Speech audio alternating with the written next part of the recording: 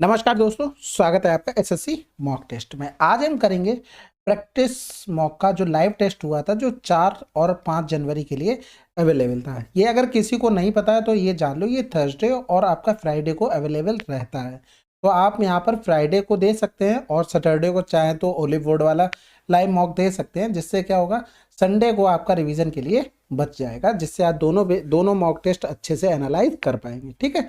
इसके अलावा comment box में अपने मार्क्स लिखिएगा, टी लिख के टोटल मार्क्स कितने बने प्रैक्टिस मॉक में, और अगर मैथ में लिखेंगे तो यहाँ पर एम करके लिख देंगे कि मैथ में स्पेशल कितने बने। ठीक है।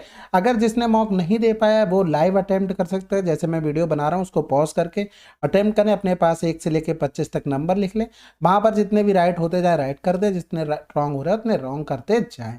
ठीक है। इससे क्या होगा, चलो टाइम अभी नहीं, अगर बाउंडेशन कर रहे हो कोई बात नहीं, लेकिन एक चीज़ हमेशा याद रखना, टाइम बाउंडेशन एक अलग चीज़ होती है, नॉर्मल करना एक अलग बात होती है। ठीक है। चलो फिर स्टार्ट करते हैं बिना देरी किए हुए। पहला सवाल है, देखो इसके पीछे जो पूरा लॉजिक होता है वो तो फार्मूला ओपन करके ही आपको पता लगेगा, लेकिन यहाँ पर एक चीज़ देखो, ये जो चीज़ होती है वो क्या होता है, जैसे मान लो ए माइनस बी, ए क्यू माइनस बी क्यू लिखा है, यानी कि ए माइनस बी आता है, और यहाँ पर ए स्क्वायर प्लस का बी स्क्वायर प्लस का ए बी हो गया। यानी कि जो यहाँ पर हो रहा है ना, उसी का तो सब कुछ यहाँ पर किया जा रहा है, यानी कि ए का ए स्क्वायर हो गया, बी का बी स्क्वायर हो गया। केवल आपको साइन याद रखना कि प्लस का क्या हो रहा है, माइनस का क्या हो रहा है।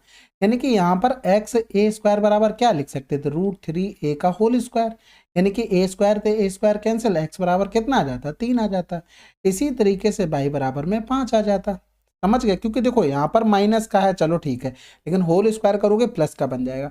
अब ये प्लस का है, ये चीज ध्यान रखो, जेड ए बी, यहाँ पर गुणा करोगे तो √3 ए इंटू में √5b बनेगा जाके, बिल्कुल बनेगा। तो ए बी से ए बी कैंसिल आउट हो गया, तो जेड बराबर क्या हो गया, √15 में हो गया।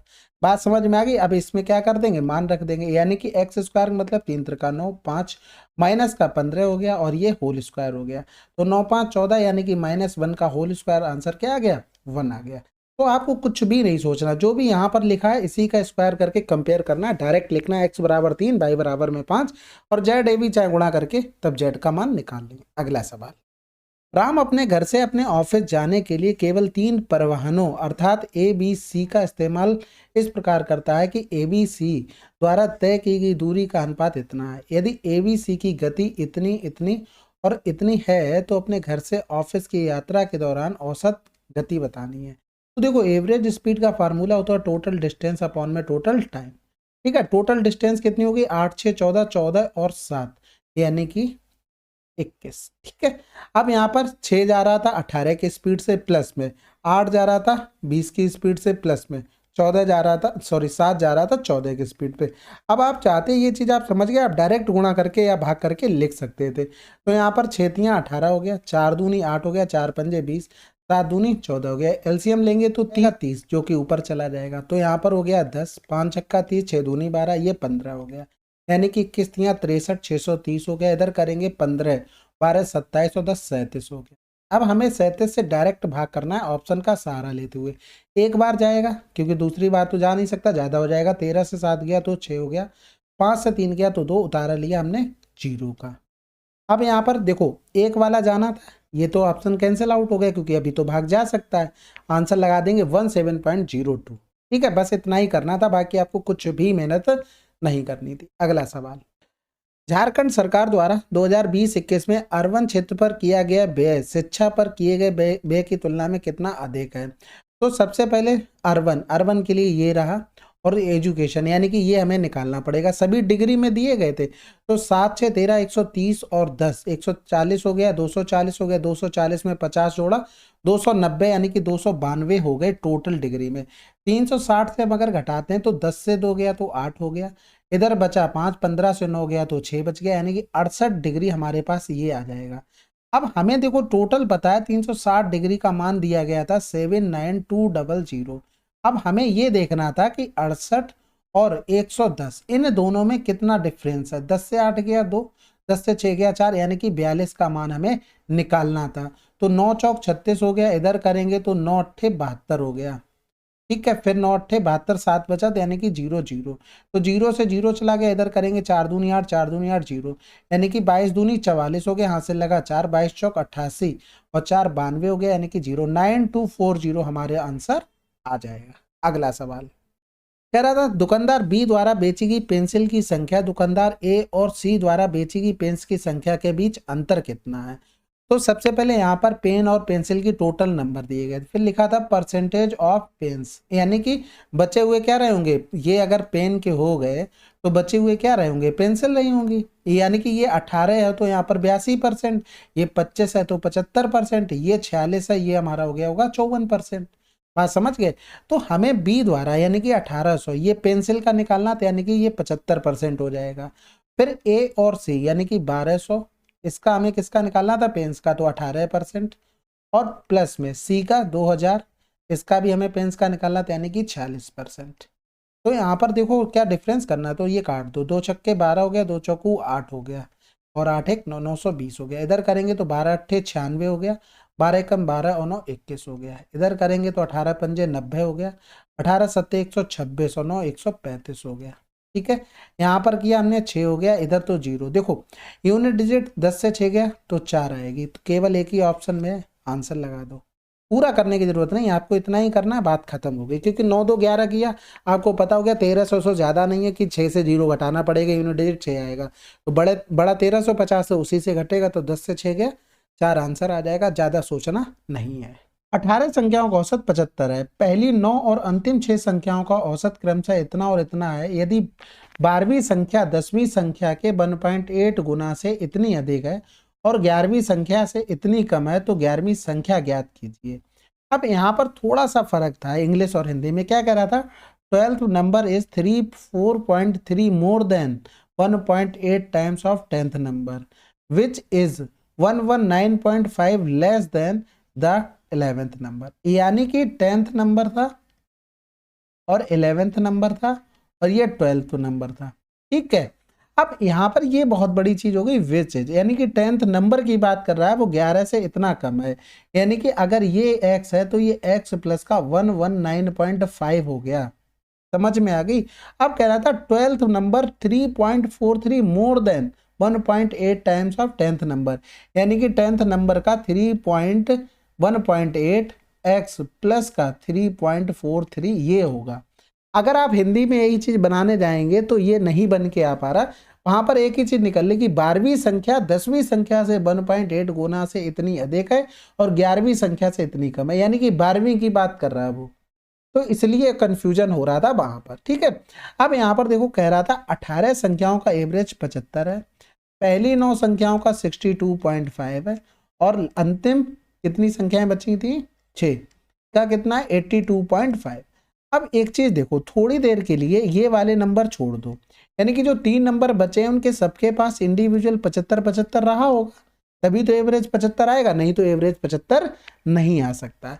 अब कितना कम ज्यादा हुआ वो हम देख लेते हैं, इनमें देखेंगे कितना कम हो रहा है, 10 से 5 गया 5, 4 से 2 गया तो 2, 7 से 6 गया एक, ये कम हो रहा है, यानी कि टोटल 9 में कितना कम हो जाएगा, 9 पन्ना 45 हो गया, 12 ने में 108 और 4 112.5 ये कम हो गया, 82.5 ये ज्यादा लाया, कितना 5, 12 से 5 गया 7, यानी कि 7.5 गुणा 6 का करेंगे, टोटल 6 पंजे थी 6 सत्ते 42 और 3 45, ये प्लस, यानी कि यहाँ पर 0.5, 12 से 5 गया 7, 10 से 6 गया 10 से 4 गया 6, ये कम आया। अब इसकी भरपाई किसने की होगी, वही 3 नंबर ने की होगी, क्योंकि जो बाकी नंबर थे 9 और 6 ये तो पूरे पूरे हो गए, हमसे जो कुछ है वो 3 नंबर के ऊपर डिपेंड है, तो इसको ये लाने पड़े होंगे 67.5। ठीक है, 3 पंजे 15, 3 सत्ते 21 एक 22 हो गया, इधर 67.5 हो गया, यानी कि ये हो जाएगा 5, 7 5 12, 6 2 8 9, यानी कि 292.5, ये हमारे हिसाब से तीनों का सम आ गया। लेकिन अगर हम इधर करके देखेंगे तो ये हो जाएगा 1.8, यानी कि 2 और 1 3.8x, और प्लस में हो जाएगा 5 3 8 हो गया, 9 4 13 हो गया, और 9 4 13 हो गया, यहाँ से लगा 1 2 3 2 5 153.8 बराबर में हो गया 292.5। ठीक है, तो 3.8x बराबर में 15 से 8 गया तो 7 हो गया, 11 से 3 गया तो 8 हो गया, 8 से 5 गया तो 3, 2 से 1 गया 1, ये x बराबर करेंगे तो 138.7 अपॉन में 3.8 आ जाएगा। अब बचा है कैलकुलेशन का खेल। देखो पॉइंट से तो पॉइंट कट गया, 19 दूनी 38, इधर करेंगे तो 19 सत्ते 133, 5 बचा, 19 तियां 57 हो गया। तो इधर करेंगे 2 तियां 6, 1 बच गया, 2 छक्के 12, 2 पंजे 10, यानी कि x बराबर इतना आ गया। हमसे क्या पूछा गया था? 11th नंबर, यानी कि 11वीं संख्या, तो यानी कि 36.5 119.5, यानी कि 5 5 10 की 0 हो गया, 7 हो गया, 9 7 16 की 6, हासिल लगा 1 हो गया 5, यानी कि 156.0 आंसर हमारा आ जाएगा। ठीक है, थोड़ा सा कंफ्यूजन था, बाकी मैंने पहले ही कहा था अगर प्रैक्टिस मॉक के मॉक दे रहे हैं तो आपको अगर हिंदी में कोई भी डाउट लगता है तो इंग्लिश को देख लें। ठीक है, चलिए फिर अगला सवाल करते हैं। अब ये दिया गया था, पाइथागोरस प्रमेय को संतुष्ट करता है एक्स स्क्वायर का मान क्या होगा? सिंपल है, 8 15 17 होता है, यानी कि 8 का स्क्वायर 15 का स्क्वायर और 17 का स्क्वायर होना चाहिए। लेकिन स्क्वायर कब आएगा? जब रूट एक्स बराबर, यानी कि एक्स बराबर अगर हम 4 रखेंगे तब, यानी कि 4 रखेंगे तो यहाँ पर 4 चौकू 16, तो आंसर हमारा क्या आ गया? 16। तो ये चीज याद रखनी थी, यानी कि रूट एक्स, यानी कि एक्स का मान 4 रखोगे तो रूट के बाद तभी 2 बनेगा। अगला सवाल। अब इसमें देखो क्या क्या दिया गया, तो ओ एन दिया गया था, ओ एन हमारे पास 7.5 में, फिर ओ एम 6 दे दिया था, एन पी हमें दे दिया था 2.025, हमें एन क्यू का मान निकालना था। तो सबसे पहली बात तो देखो ये 6 7.5 हो गया, यानी कि अगर हम पहले तो सब में क्या कर रहे, 10 का गुणा किया तो 15 का भाग किया, 15 चौकू 60, 15 पना 75, यानी कि 3 आ जाएगा ट्रिपलेट से। यानी कि अगर हम ये 3 लिख रहे हैं तो 15 का हमने क्या किया था, सब में भाग किया था, तो ऊपर ले जाएंगे तो ये 15 का गुणा हो जाएगा, और फिर सब में 10 का गुणा किया तो इसमें भाग कर देंगे, यानी कि ये कितना आ जाएगा? ये 4.5। ये आप पाइथागोरियन ट्रिपलेट डायरेक्ट हमने निकाल लिया। अब आपको एक चीज भी पता है कि एम एन स्क्वायर बराबर में क्या होगा? पी एन इंटू में एन क्यू होगा। तो एम एन स्क्वायर यानी कि 4.5 इंटू में 4.5 अपॉन में एन पी हो जाएगा, यानी कि 2.025 हो गया, बराबर में एन क्यू जो हमें निकालना है। बस इसमें कैलकुलेशन का पूरा खेल है। तो ये जीरो, यानी कि ये हटा देंगे, एक जीरो ऊपर, इधर करेंगे तो 9 पन्ना 45 जीरो हो गया, इधर 9 दूनी 18, 2 बचा, 9 दूनी 18, 9 पन्ना 45 हो गया, फिर 25 दूनी 50 हो गया, 25 ने में 225 हो गया, 9 पन्ना 45 हो गया, 5 दूनी 10, एन क्यू बराबर कितना आ गया? 10 आ गया। अगला सवाल। ए और बी समान रूप से कुशल हैं और प्रत्येक व्यक्तिगत रूप से 30 दिनों में काम पूरा कर सकता है। अगर किसी ने कोई छुट्टी नहीं ली हो, ए और बी ने इस काम पर एक साथ काम करना शुरू किया, लेकिन ए ने हर 4 दिन के काम के बाद 1 दिन की छुट्टी ली, जबकि बी ने हर 5 दिन के बाद 1 दिन की छुट्टी ली। यदि दोनों ने इतने अगस्त को काम शुरू किया था तो काम किस तारीख को पूरा हुआ? कह रहा था प्रत्येक व्यक्ति, यानी कि इस हिसाब से अगर मान लें कि ए की इफिशियंसी अगर ए है तो काम टोटल वर्क कितना हो गया? 30 गुणे में 1 हो गया। अब इसी हिसाब से बी की भी 1 मानना पड़ेगा, तभी तो व्यक्तिगत रूप से टोटल कर पाएंगे 30 दिन में। यानी कि दोनों कंडीशन में वर्क तो सेम हो गया, इनसे हमें कोई मतलब नहीं। अब ए ने शुरू किया है और काम किसने शुरू किया? बी ने शुरू किया है। तो यहाँ पर देखो 1 2 3 4 दिन काम किया, उसके बाद 1 दिन उसने क्या किया? एब्सेंट रहा। लेकिन बी ने 1 2 3 4 5 दिन काम किया, उसके बाद एब्सेंट रहा, यानी कि एक पूरी साइकिल यहाँ तक घूमी है। यानी कि यहाँ पर 2 2 4 2 काम यहाँ हुआ, 2 2 4 2 6 2 8 और 2 10, यानी कि टोटल 10 काम हमारा हो रहा है। समझना बात को। और कै दिन में हुआ है? 1 2 3 4 5 6 दिन में हुआ है। ठीक है, 6 दिन में 10 हुआ। फिर देखो अगले 6 दिन बढ़ते, फिर अगले 10 दिन और काम हो जाता, यानी कि 20 काम हो गया, फिर 6 दिन और बढ़ते तो ये काम हो जाता, यानी कि कितने दिन लगते? 18 दिन लगते, यानी कि 1 तारीख के बाद 18 क्या आ जाता? आंसर 18 अगस्त में हो जाता। बस इतना सिंपल था। अगला सवाल।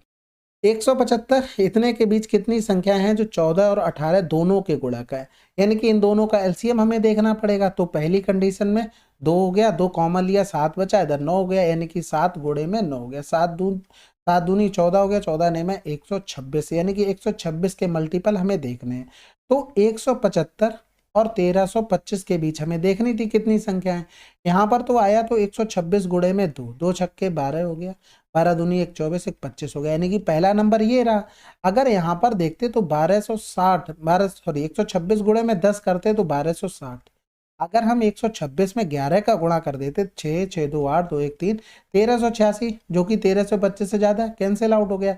यानी कि यहाँ से देखते तो 2 से स्टार्ट हुआ है, 1 से नहीं हुआ, 2 से, और कहाँ तक गए हैं, 10 से गए, 10 तक गए हैं। यानी कि कितनी संख्या होंगी टोटल, 9 संख्या होंगी। भाई देखो 2 का मल्टीपल 3 का, फिर 4 का, फिर 5 का, फिर 6 का, फिर 7 का, फिर 8 का, फिर 9 का, फिर 10 का।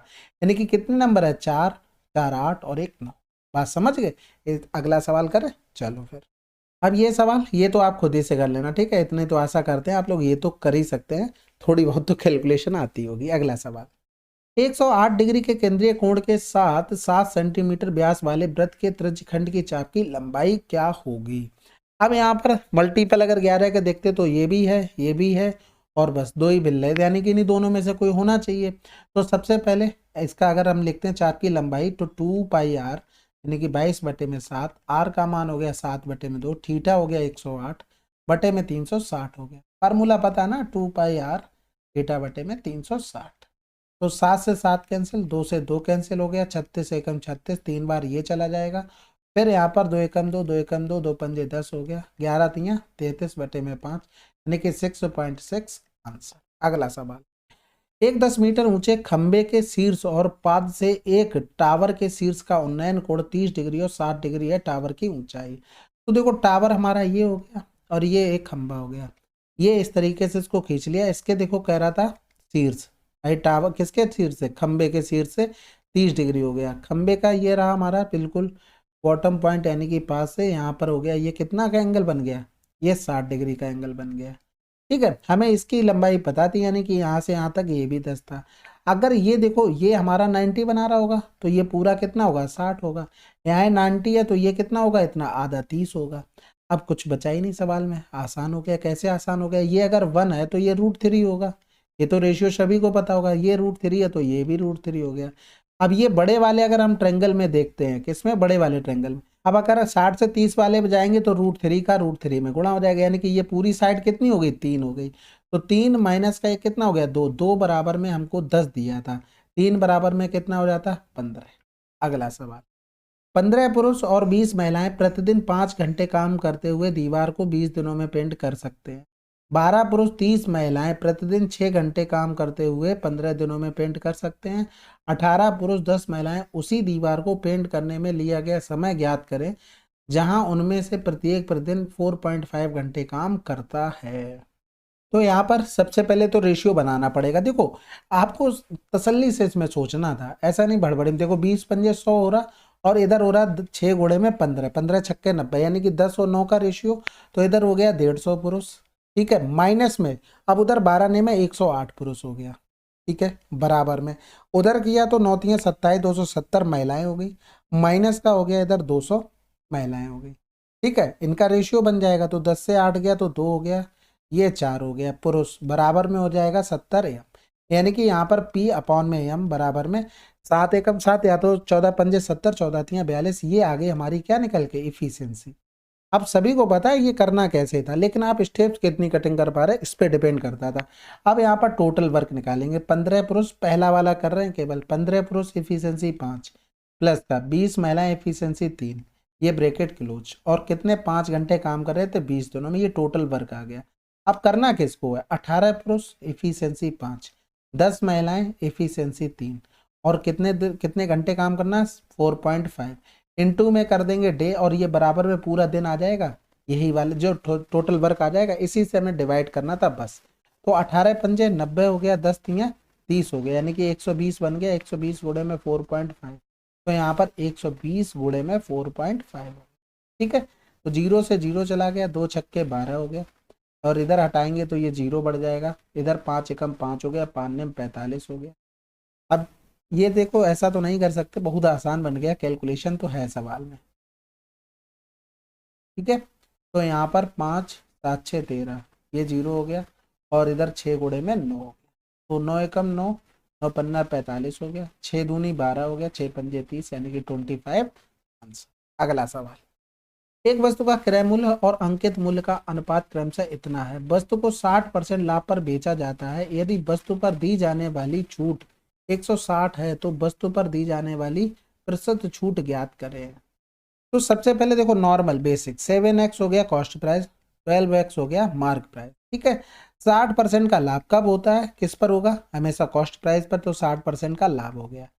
कब हुआ, जब छूट दी जाती है, तो 12x माइनस का 160 हो गया, ये दोनों बराबर हो गए क्योंकि ये भी सेलिंग प्राइस बन गया, ये मार्क प्राइस से छूट देने के बाद ये भी बन गया, बस खत्म हो गया सवाल। यहाँ पर करेंगे 2 अट्ठे 16 हो गया, 2 पंजे 10 हो गया, यानी कि 8 सत्ते 56 हो गया, 12 पंजे 60, यानी कि 4x हो गया, बराबर में हो गया 160 गुणे में 5 हो गया। तो इधर करेंगे 4 चौकू 16 हो गया, यानी कि x बराबर में 200 आ गया। हमें क्या चाहिए, वस्तु पर दी जाने वाली छूट प्रतिशत बताइए। देखो छूट किससे दी जाती है, अंकित मूल्य से, यानी कि 12x पर छूट दी गई कितने की, 160 की, गुणे में 100। अब हमें मान भी पता लग गया, 160 बटे में 12 गुणे में 200 और गुणे में 100, कैंसिल आउट हो गया, 2 अट्ठे 16 हो गया। इधर कर देंगे तो 4 दूनी 8 हो गया, 4 तियां 12, यानी कि 20 बटे में 3%। अगला सवाल, जब किसी संख्या को विभाजित किया जाता है तो भाजक शेषफल से इतना अधिक होता है और भागफल भाजक से इतना अधिक होता है, यदि शेषफल इतना है तो भाज्य बताना है। अब देखो इसको लिखेंगे, रूट के पहले रूट के बाहर आ जाएगा 25, दूसरे रूट के बाहर लिखेंगे तो 5, यानी कि हमारे पास शेषफल यानी कि रिमाइंडर कितना हो गया, 5 हो गया, ठीक है। भाजक शेषफल से इतना अधिक है, यानी कि भाजक हम लिखेंगे तो 5 गुणे में 640 बटे में 100 हो गया, यानी कैंसिल आउट, 5 चौकू 20, 5 छक्का 30 और 2 32 आ गया।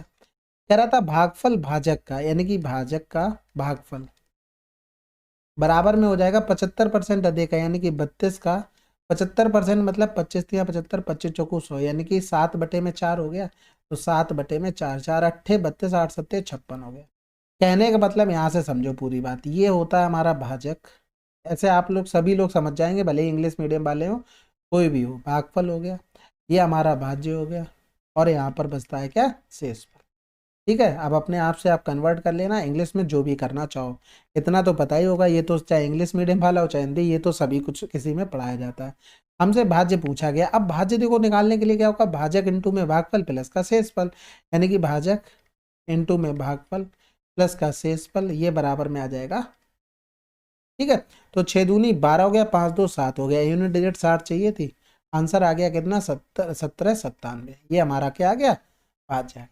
अगला सवाल, अब इसको देखो, एक लंबवृत्तीय शंकु का संपूर्ण पृष्ठीय क्षेत्रफल एक गोले के संपूर्ण पृष्ठीय क्षेत्रफल का 2 गुना है। यदि गोले का आयतन इतना है तो शंकु का वक्र पृष्ठीय क्षेत्रफल ज्ञात करें, यह देखते हुए कि शंकु की त्रिज्या गोले की त्रिज्या के समान है। गोले का आयतन 4 बटे में 3, पाई का मतलब 22 बटे में 7 आर क्यूब, बराबर में दे दिया था 38808 अपॉन में 1000, ठीक है। तो सबसे पहले 4 से काटेंगे, 4 ने 36, 2 बचा, 4 7 28, 0, 4 दूनी 8 हो गया, 9 2 9 हो गया, 7 2 9, 11 से कट जाएगा, 11 दूनी 22, 11 अट्ठे 88 हो गया, बचा 9, 11 अट्ठे 88 हो गया, फिर 2 बचा, 11 दूनी 22 हो गया, 2 चौकू 8, 2 चौकू 8, 2 एकम 2 हो गया, यानी कि आर क्यूब बराबर में हो जाएगा 21 का क्यूब, क्योंकि ये साथियाँ 21 भी पहुंच गया, बटे में 10 का क्यूब, यानी कि आर बराबर आ गया 21 बटे में 10, ठीक है। अब अगर लिखेंगे शंकु, कह रहा देखते हुए शंकु की त्रिज्या गोले की त्रिज्या के समान है, यानी कि रेडियस दोनों कंडीशन में समान हो गई। अब शंकु का वक्र पृष्ठीय क्षेत्रफल क्या होता है, पाई आर एल होता है, ठीक है। तो इसके लिए हमें एल का भी मान चाहिए, ठीक है। तो सबसे पहले देखो शंकु का संपूर्ण पृष्ठीय क्षेत्रफल क्या होता है, 2 पाई पाई आर एल प्लस का आर, ठीक है, बराबर में हो गया गोले का संपूर्ण क्षेत्रफल, यानी कि 4 पाई आर स्क्वायर हो गया, और क्षेत्रफल का 2 गुना है तो 2 गुना कर दिया, पाई से पाई कैंसिल आउट हो गया, ये आर इससे कैंसिल आउट हो जाएगी, यानी कि एल प्लस का आर बराबर में 4 दूनी 8 आर हो गया, यानी कि इधर पहुंच जाएगा तो 7 आर बचेगा, इंटू में 21 बटे में 10 हो गया, ठीक है। ये आर हटा देंगे तो एल बराबर में आ गया 7 एकम 7, 7 दूनी 14, 147 बटे में 10। तो सिंपल सा अब मान रख देते हैं, बाकी तो सारी कैलकुलेशन कर चुकी। तो यहाँ पर 22 बटे में 7 हो गया, आर का मान 21 बटे में 10 हो गया, ये हो गया 147 बटे में 10, तो 7 तियाँ 21 हो गया, इधर करेंगे 3 सत्ते 21 हो गया, और 14 तियाँ 42, और 42 और 2 44, गोड़े में 22 बटे में हो गया हमारे पास 100, तो 22 एकम 22 हो गया, हासिल लगा 2, 22 चौक 88 और 2 90 हो गया, हासिल लगा 9, 22 चौक 88, 88 में 9 जोड़ देंगे तो 97, यानी कि 97.02 आंसर। अब ये कैलकुलेशन इतनी थी, क्या एक्चुअल में सवाल करवाना चाह रहा था क्या, यहाँ पर देखो सॉरी 11 की डिविजिबिलिटी, हाँ ठीक है, 9 हो गया, 2 1 3 नहीं हो रहा है, 9 हो गया, 7 2 9 डिविजिबल है, 9 5 14 6 2 8 नहीं डिविजिबल है, 9 4 13 8 2 10 नहीं डिविजिबल है। आंसर आपका ऐसे ही आ जाना था। कैलकुलेशन तो थी, अगर मान लो एक और मिल जाता तो कैलकुलेशन करनी पड़ती, लेकिन एक्चुअल में ऐसे ही करना था इसको, क्योंकि इतना कैलकुलेटिव देने का मतलब है कि ऑप्शन का सहारा लेना है। अगला सवाल, 4x रेशियो 5/, यानी कि 5x अपॉन में 5/, हमको दिया है 18/24।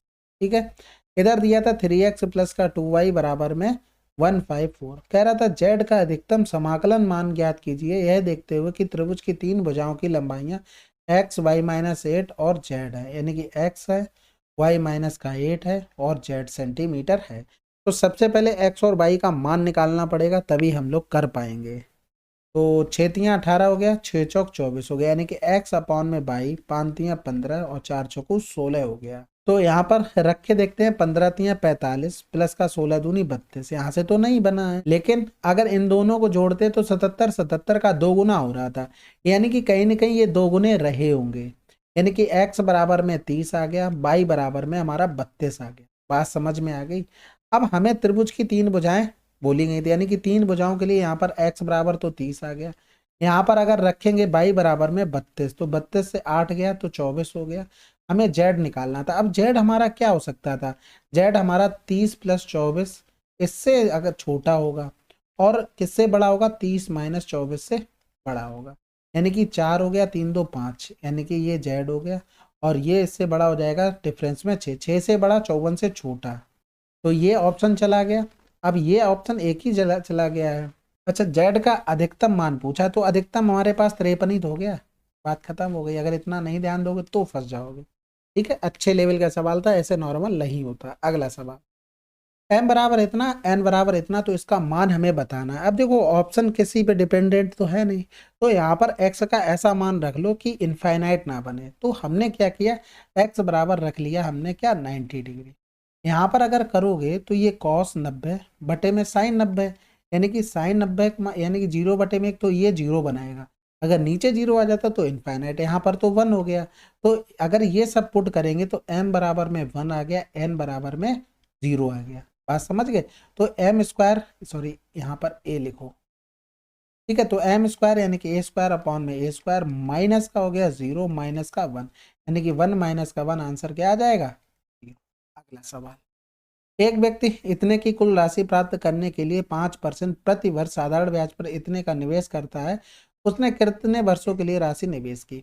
तो देखो इतने उसे कुल मिले हैं, ये अमाउंट है, ये प्रिंसिपल है। तो यहाँ पर कितना हुआ, यानी कि 0 हो गया, और 10 से 4 गया तो 6 हो गया, इधर बचा कितना है 12, 12 से 8 गया तो 4 हो गया, 11 से 9 गया, तो इतना मिल गया ब्याज। ठीक है, किस पर, 9840 पर 5% रेट थी, टाइम हमें निकालना था, बटे में 100 हो गया। तो 0 से 0 हो गया, 5 दूनी 10 हो गया, इधर करेंगे 2 चौको 8 हो गया, 2 में 18, 2 दूनी 4 हो गया, 2 छक्के 12, यानी कि ये पूरा पूरा 2 बार कट गया, 10 बटे में 2 कर देंगे तो आंसर आ जाएगा हमारा 5। ठीक है, अगला सवाल। अब इसको देखो परसेंटेज लगा हुआ था, तो सबसे पहले हम क्या करते हैं, देखो 75% लिख सकते हैं ना, ये परसेंटेज यहाँ से हटा के इसमें लगा दो, तो 32 गुणे में 3/100 लिख सकते हैं, 4 अट्ठे 32, 8 3 24 हो गया, गुणे में 4.25 था, प्लस में 40%, यानी कि 20 दूनी 40, 20 पंजे 100, 5 ने 45, 9 दूनी 18 आ गया, माइनस का 2.4 इंटू में 5%, यानी कि 100, यहाँ पर ये 5 3 15 हो गया, यानी कि डिफरेंस करेंगे 0, 2 आ गया।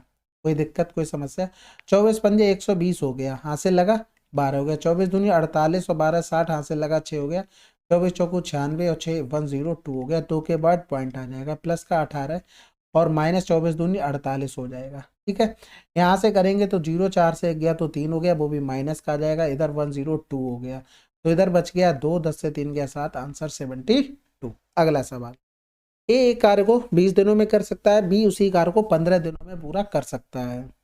बी ने 9 दिनों तक काम किया और नौकरी छोड़ दी, शेष कार्य ए अकेले कितने दिनों में करेगा। अब देखो ए 20 और 15, यानी कि एलसीएम 60, 20 3 60, 15 चौको 60, बी ने 9 दिन काम किया, यानी कि 36।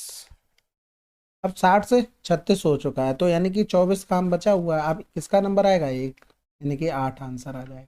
अगला सवाल, 1000 मीटर की दौड़ में ए बी को 200 मीटर से हराता है, बी सी को 200 मीटर से हराता है। 1000 की मीटर की दौड़ में ए सी को कितनी दूरी से हराएगा? तो ए बी हो गया, फिर बी और सी हो गया। अगर ये 1000 गया है तो 200 कम ये 800 गया है। अगर ये 1000 गया तो सी 200 कम 800 गया है। यानी कि यहाँ से ये जीरो, ये दो जीरो हटा दो, ये जीरो।